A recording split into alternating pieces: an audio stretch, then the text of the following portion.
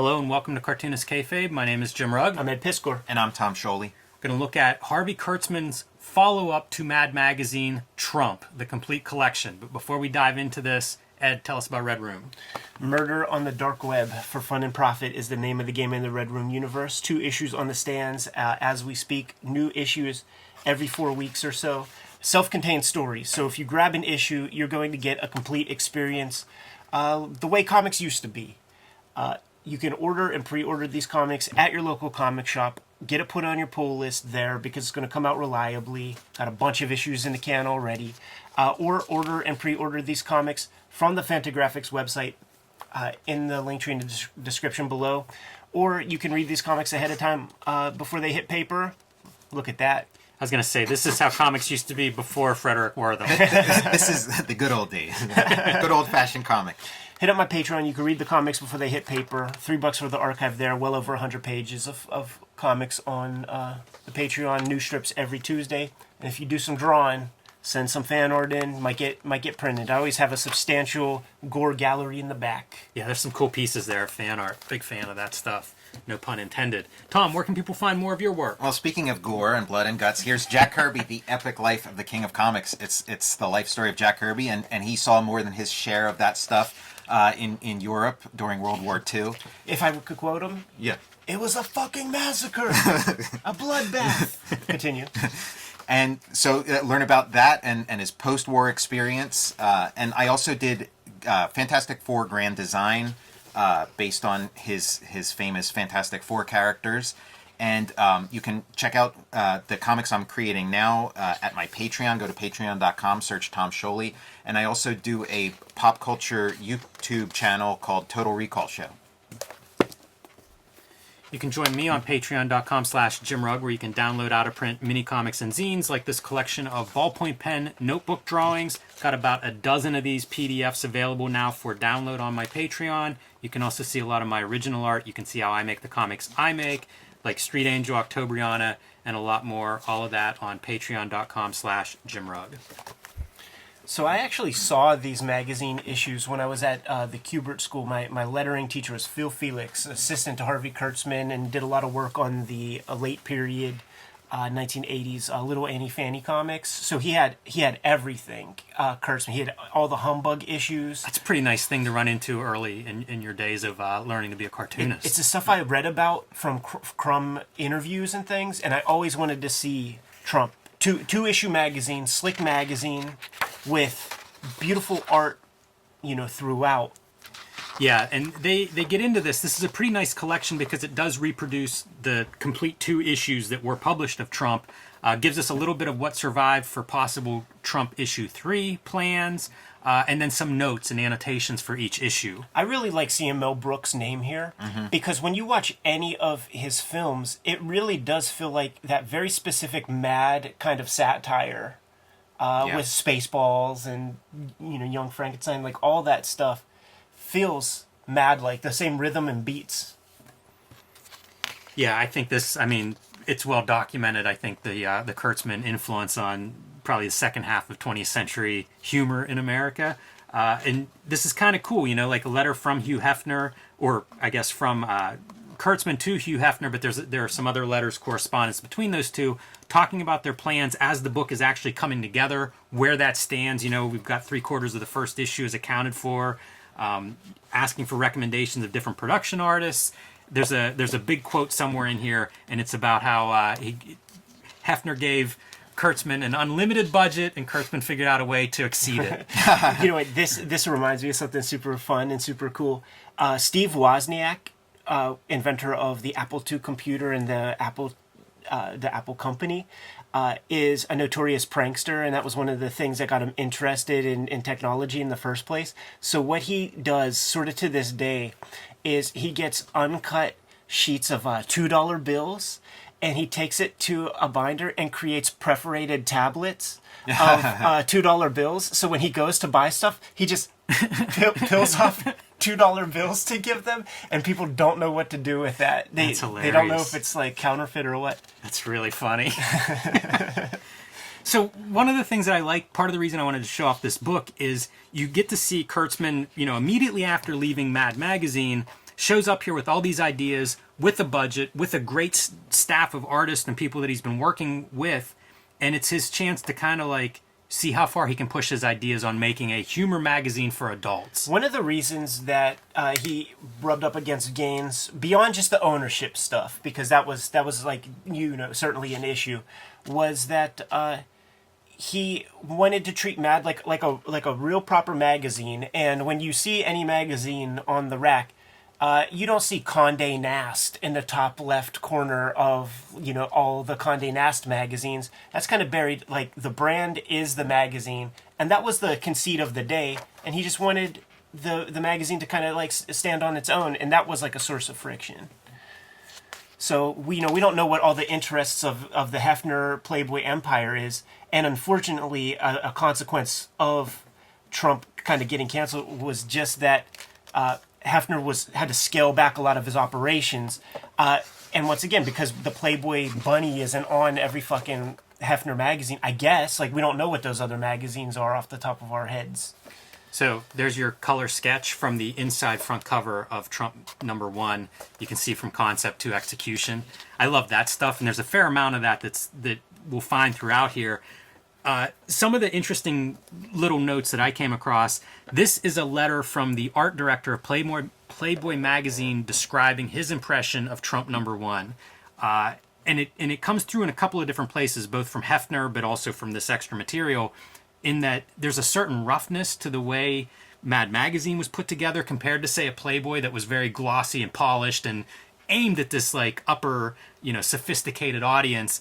And these guys weren't seeing it in the stuff that Kurtzman was putting together. Even a fairly polished magazine like Trump, like, he kind of describes the energy that's coming out of it. The art director describes this energy of being like, every page is kind of like going, like whether it's aggressively rifling through fonts, all these different kind of illustration styles. And it's just, that energy is not what they were chasing in their magazine design. And I kind of like hearing a magazine guy talk about it that way, because we're so used to looking at it saying we like the cartooning or we like the drawing. This is kind of a different way, a different perspective of looking at how's Kurtzman as an editor or a packager. Elder's a badass. Yeah, no doubt about it. And this is from an article in Playboy, so this would have been possibly your cover for issue 3 of Trump had it come out. And there's some sketches in development for that. But this is an actual page from an article in Playboy after Trump had folded and they were moving on to Humbug. So still a Kurtzman fan and supporter, but not necessarily the guy writing the checks, which get out of hand pretty quickly. The part that is strange with this, of course, is the title. Like, it's elephant in the room, not to mention Trump being the title, but even having, like, these different takes on the character, for that cover, like, there are Trump caricature elements in this. Sure, yeah. Which is bizarre. It's one of the weirder concepts I came across in the last year in conspiracy circles is this idea that time, like a big enough event, can send ripples through time. So you might find something older that goes, oh, this makes sense. And I feel like this is one of those bizarre publications that has a little bit of that quality. Just in general, though, like it took years and years and years for Alfred E. Newman to be solidified as, like, the mad guy. And I don't know if, Eustace A. Tilley was on New Yorker cover #1, or if that comes down later. It never seems like a good idea to try to, like, shoehorn a running theme or gag into something. Best when it happens naturally. So, like, that's like a strike one, in my opinion. I think the Giant Help is kind of funny, considering that Kurtzman would go on to then do a magazine called Help for many, many issues. Yeah, like, and you see this cover, like, Help is much, much bigger than Trump, easier to read, stands out. Might have been his preferred title, or was at least in the hopper as possible title. So it's like, why not? Started out, the title for the magazine was X for a long time, for like six or 8 months of its development. Even some of the correspondents will have X, how they refer to it as they're developing this. And you can see, so now we're into the reproduction of issue 1, cover, inside cover, but it's basically reproduced as it appeared in a pretty nice reproduction, which is another part of this book that I really like. Something there, Tom? This, then, shall be the purpose of Trump, making money. You have the money. You give money to us. It's a pretty good mission statement. Not messing around. Yeah, it's like the guy on the freeway, man, who's like, I just need a beer. Money, please. Tip. Man, it's so sad to think that's comics. Just Yeah. honestly put it out there. Will Elder, a lot of this, especially the comics, I think you see commonality with something like a Mad Magazine from this time period, or Humbug that follows this up. But man, these artists are all at the top of their game. This is doing your parody of your the Western movie genre type. These kind of feel like humor magazines, and what help was, where it would just be photographs of like, JFK and a pasted on typed dialogue balloon, and it's like punny, Right. and it's like humor was just different. Totally. Things that were funny were just, and then before that, the whole slowly I turned, like, convince me that somebody laughed at that. This whole book is an artifact for that kind of thing. Like, we understand these comic parodies, easy to understand. Mad Magazine's done it their entire history, essentially. That makes sense. Hefner pushed this, even doing like color inserts and things for some of these. Thought some of this should be standardized, like there should be, a 4-page section of this in color or a signature of this in color. But then you see like sort of the other pieces and feeling around for humor. How do we get that in there? Redoing like literary classics. There'll be magazine parodies, like Life magazine gets a parody in here.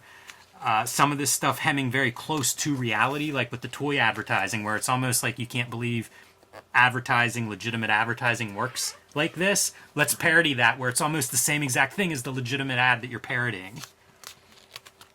God's Littered Acre, again, a literary reference here for 4 pages. Beautiful illustrator, by the way. I didn't know that guy. Bill Ash something? Yeah, about half of Ashman? these are artists that I don't... Probably I'm not coming from Mad. Yeah, real proper mag illustrators, probably. Yeah, some of them, who knows if they've been stuck in illustration or cartooning, there might have been their 1 or 2 stops. Jack Davis is so dope. Can do everything. But hunting is like your parody. It's a bizarre... like I was reading this and trying to figure out certain things, like where's the joke in some of this stuff? Like this is a diagram of areas to aim for in your deer that you're hunting, like vital organs or whatever. Just, I don't know, man. Just very odd. I've never, like, I said it in our Mad Issue 1 video, like, I've never laughed out loud at a Kurtzman piece of humor, I think, ever, but it all makes me smile. Yes. Well, yeah, there's the one that's in that video, that comic greats or whatever, that video, the joke where it's a guy looking at a lake and then he jumps in it and it's like made out of glass, and it's like that's his best foot forward. Here's your Life magazine parody. They would have these pullouts, and then of course, this isn't Playboy, so you get a little bit of a gag for that too. Funny note on this is that he did the photo shoot for this. Rather than using, like, surely Playboy had a couple of B-rolls, they could have just slipped that over. They were spending money to Yeah, I can produce see this. the budget. Yeah, And Alfred E. Newman making a little appearance here in the middle. Right in the center of the magazine. Right. Cutting promos on Gaines, man. Yeah, there's some information on that in the intro. Talking about, I think Gaines offered him 10% stake in Mad Magazine. He wanted 50. Right, and you always hear that Gaines would have gone 49%. He wanted 51, and Gaines would do 49%. And I think that is just rumors. Like, I don't know that Who the knows? Gaines ever Yeah. said, "Here's your 49% offer." I think that was not the case. But 10% is cited in the intro here. And you think about, like, all of Kurtzman's, like, I mean, he gets 2 issues of this, right? And then it goes down, and they decide we're going to self-publish Humbug. And With no distribution. it about kills all of those guys. And you just think, like, what would 10% stake in Mad Magazine have been worth? Sure. Talk about a bad business decision. You see all those trade paperbacks and pocket paperbacks and everything. Like, man, it would have been worth and then sell it off to DC Comics. from a business standpoint. It's the wrong direction. Another one of these story movie kind of parodies. This one being the dog. The Rin Tin Tin, Rin Right. Tin Tin Rin. feels like there's a whole subgenre of that with Lassie and all those, like, dogs that are just a little bit too smart. Rin Tin Tin, that shit came back when we were kids, dude. After on the Family Channel after the Adam West Batman. Rin Tin Tin, Canine Cop. I also love seeing these things and thinking, like, how do they put these together? did you talk to somebody at a newspaper or somebody that does those kind of ads for, cheap and fast to like put this all together, give us this ad page? I think about that with Chris Ware. Like when Yeah. he's doing an Acme novelty, it's like you're already like putting so much sweat equity into the comics. Now, what is an ad like this? Like, what kind of time does that take? Is that a week? This would take us forever. Yeah. But you think like this is the lowest totem pole design job. Like when I was in college, you would always see like newspapers were always looking for people to come in and do these kind of It's back of the magazine ads. It's bitch work. Like when you have to space out picas to get the perfect square typography. That is a fucking bitch, man. I wonder how they did that because it would have been so expensive. Like when I was in the 90s doing stuff, it might be $100 to change a comma. Yeah. Like it was not. I don't know. Like again, it's the lowest rung on the career ladder, but was it expensive to make that? Like, is this a really expensive page in the issue of Trump? Yeah. And then incidental stuff like creating the artwork for this kind of thing. It's a beautiful piece of art. You start looking at it, looks like it's engraved. Like the technical side of it's amazing, but wow, a lot of work for, I don't know, a rot gut liquor joke. Well, it's like when they say like a stand-up comedian, if they get like into too good a shape, they're not funny anymore. It's kind of like, the better you draw your humor, the less funny it is. I think that's a funny thing to track through Kurtzman's, like all of his humor magazines too, is how much could they afford to do? Like you talk about the paste up on top of a photograph. That's a little bit cheaper, especially if you get a public domain photo or something. Which is what most of that stuff would be. Commissioning all It'd be this. Associated Press photography, stock footage. So one of the big pieces that stands out in this, probably in both issues of Trump, is Wally Wood doing this Hansel and Gretel Disney kind of imitation. And look at what we're dealing with stunning. here. I mean, he's probably doing the animation treatment of like coloring on a acetate or something. I mean, we got painted backgrounds. All of them too, like they're not each a repeating. different Like each background. one's a painted background, that's elaborate. That's the whole point of doing a painted background, is so you can like repeat it and zoom in and. This is another artist that I don't recognize who that is. But there's a few of these. Like I said, I think some of them may have been coming from Hefner, and some of them might have just been, Kurtzman finally gets a chance to work with some people that Some he top admires dogs from at the different day, yeah. magazines. Yeah, this is the stuff where Howard Chaykin will be like, "You fucking Philistines." Yeah. Hopefully he's not watching this episode. Wally Wood, though, on these pages, a lot of Wally Wood in these issues. And Wood not leaving Mad Magazine at the time. That was something Kurtzman was trying to get everybody exclusive or whatever, and Wood wasn't having any of it. Yeah, another example of like one of those, like, if you make a deal, like, unless you're making me a partner, man, you kiss my butt with an exclusive. And now each issue is followed by an annotated section, which is kind of great to read. To let you know what the shmoo is. Yeah, give you some context, ideas on what they're trying to do. More of those ads, so referencing that that's not the first time Kurtzman's done that. He invented Anna Nicole Smith in the pages of Trump.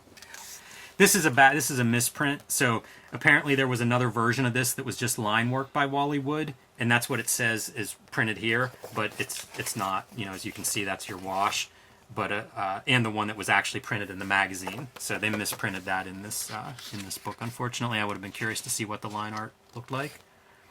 And then Trump #2. And in the annotations, they talk about like maybe this isn't the direction to go if you're trying to sell a magazine that's new. Yeah. Like put some kind of nice big prominent piece of art in there.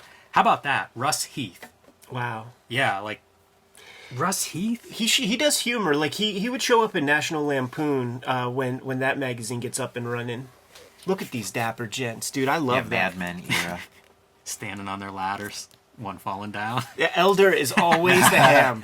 Elder is always the ham. He's probably like showing off that he could cross his eyes. Yeah, there's like the photo of him and Kurtzman as little kids, and he's doing the same stuff. Yeah. Russian inventions and counterparts to American culture there. Oh, this is a famous image to me because it's reprinted in comics by Les Daniels when I talk about that post-Mad career of... I guess that's where I would have heard of Trump and help from comics by Les Daniels.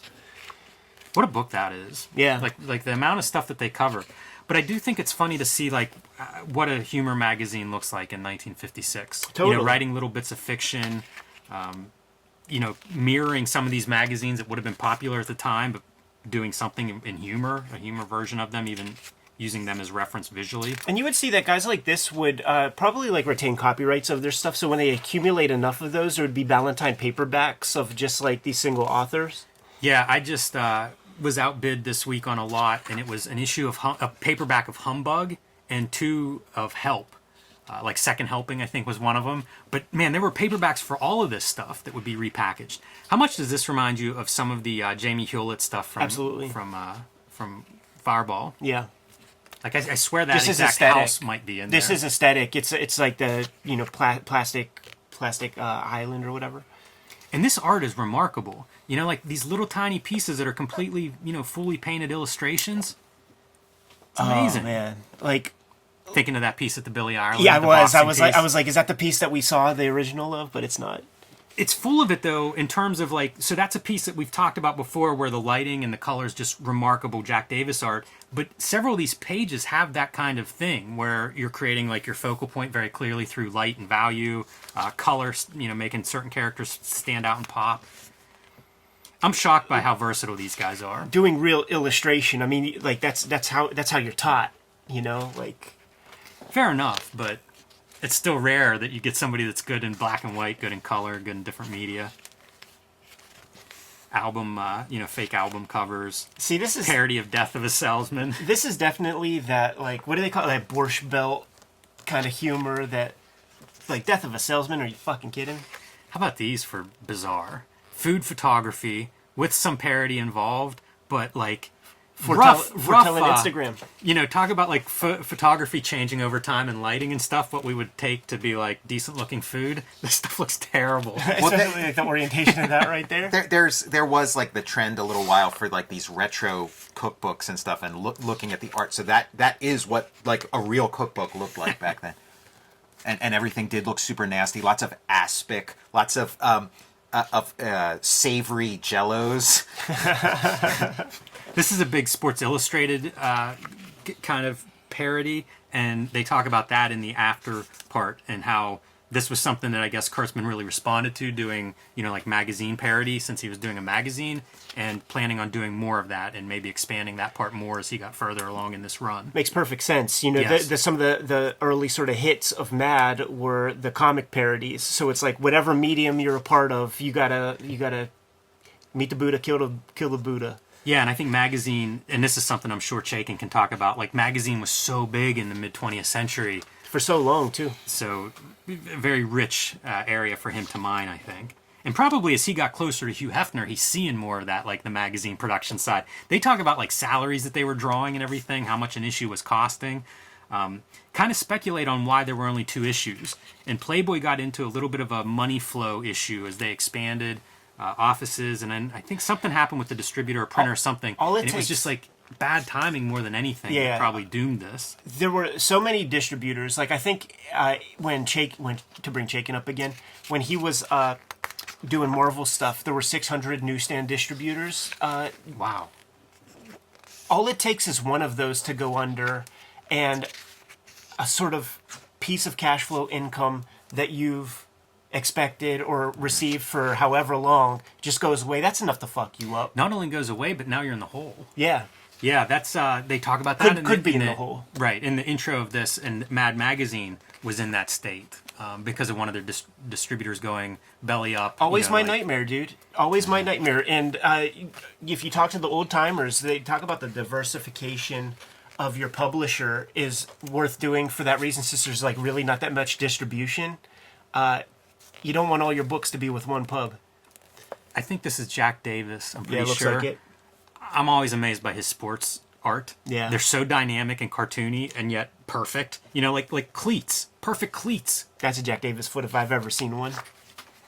We also passed a spread that had photographs, and it was making me think of what you said about the photos earlier.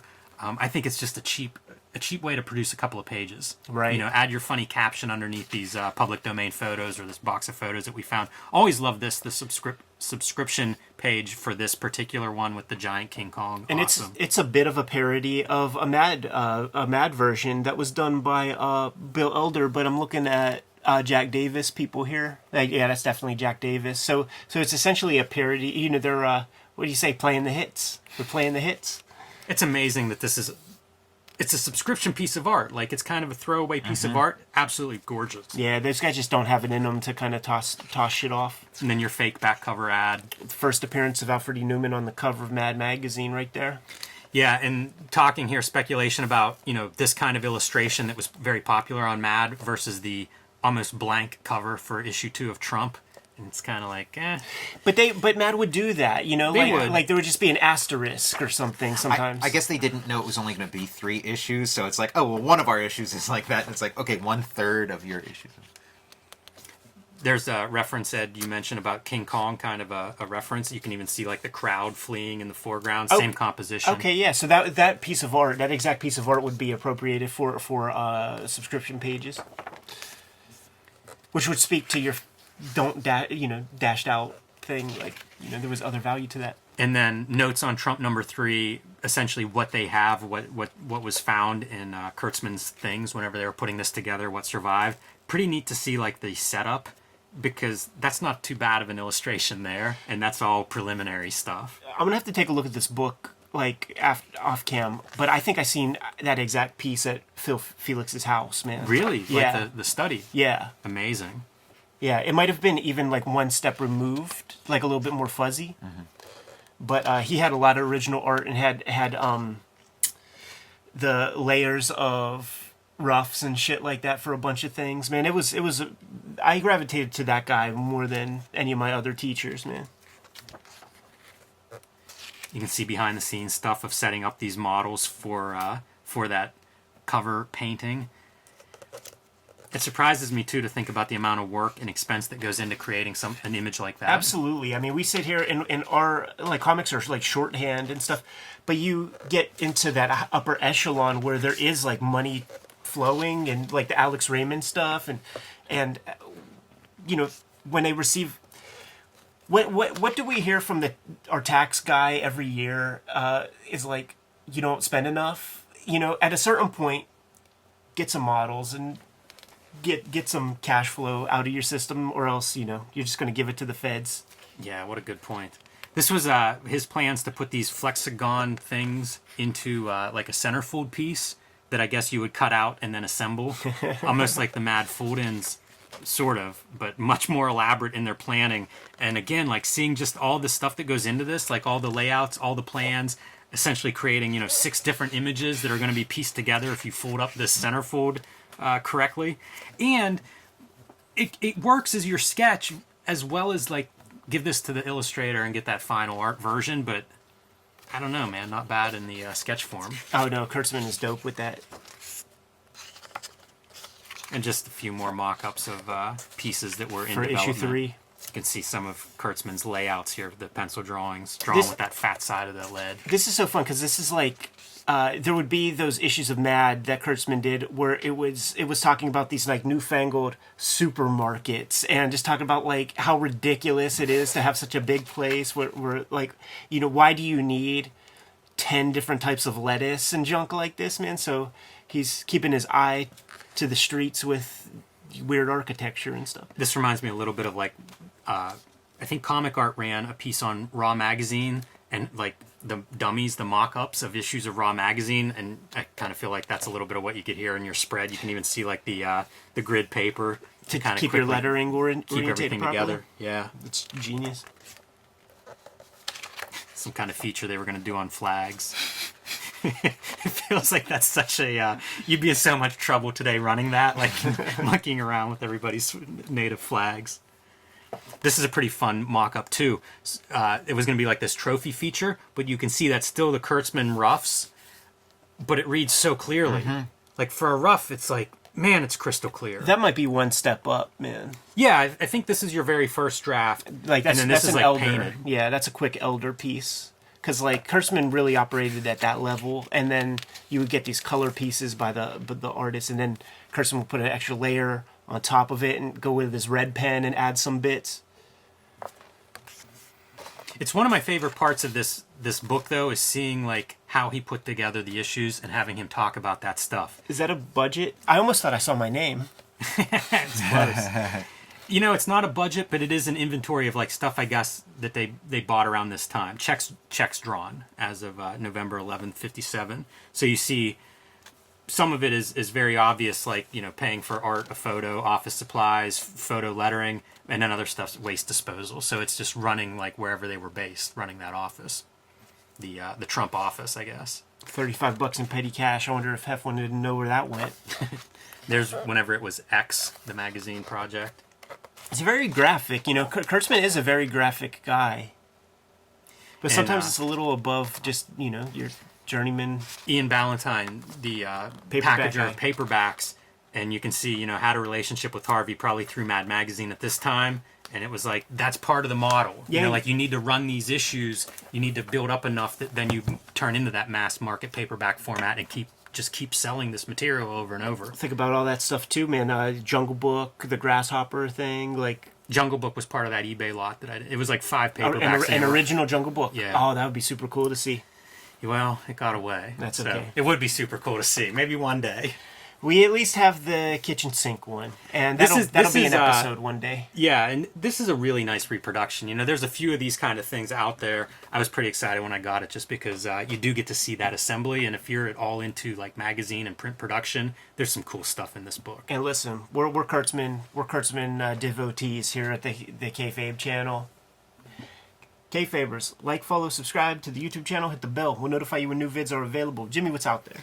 You can join me on patreon.com/JimRugg, where you can see how I put together my comics like Street Angel and Octobriana. You can also download out-of-print, hard-to-find mini-comics and zines. You can see a lot of my original art and a lot more at patreon.com/JimRugg. Tom. Check out Jack Kirby, The Epic Life of the King of Comics. Go to Patreon and see what I'm up to with new comics. Just search my name at patreon.com. And I have a YouTube channel called Total Recall Show. Red Room Comics in the Wild, 2 issues on the stands right now. New strips, new comics come out every 4 weeks. Go to your local comic shop, get them while they're hot, get them put on your pull list, order or pre-order them through the Fantagraphics website, or hit up my Patreon, patreon.com/EdPiskor. $3 for the archive there. We're into 5 issues of Red Room Comics on the Patreon, and you can get to those links at my link tree in the description below. You can join the Cartoonist Kayfabe e-newsletter at the links below this video. You can also find Cartoonist Kayfabe t-shirts and merchandise at the links below this video. I have a magazine title that will get Playboy out of all of their debts, man. We're going to call it Bush. Given the marching orders, we'll be on our way. Read more comics.